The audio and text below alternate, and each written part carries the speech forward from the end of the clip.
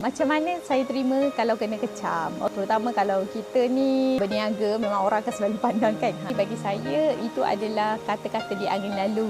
Tak begitu ambil sangat apa orang kata dekat saya. Sebab apa yang saya perlu buat adalah saya kena improve diri saya sendiri dulu. Bila kita strong dekat dalam, insya-Allah apa juga sebarang kecaman kat luar, bagi saya dia adalah sekadar kata-kata sahaja. Dan kalau saya tengok mungkin ada benar apa yang mereka kata, saya akan improve lagi diri saya. Sebab setiap kritikan itu adalah batu loncatan untuk saya buat lebih baik lagi daripada yang sekarang. Jangan ambil hati sangat, kita je yang tahu diri kita sendiri. Misi saya pun besar sebenarnya, terutama untuk FRT. Kita nak bantu lebih 1 juta pasangan untuk menerima cahaya mata.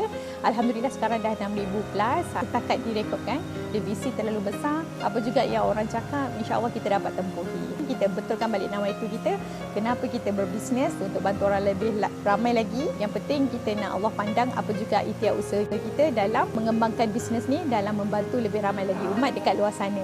Siapa yang pernah kena kecam? Cuba komen. Jangan lupa follow TikTok saya dan juga semua channel saya. Dan siapa yang berminat nak jadi rakan niaga FRT pun kita alu-alukan. Terutama di platform TikTok, kita buka je affiliate system. Okey.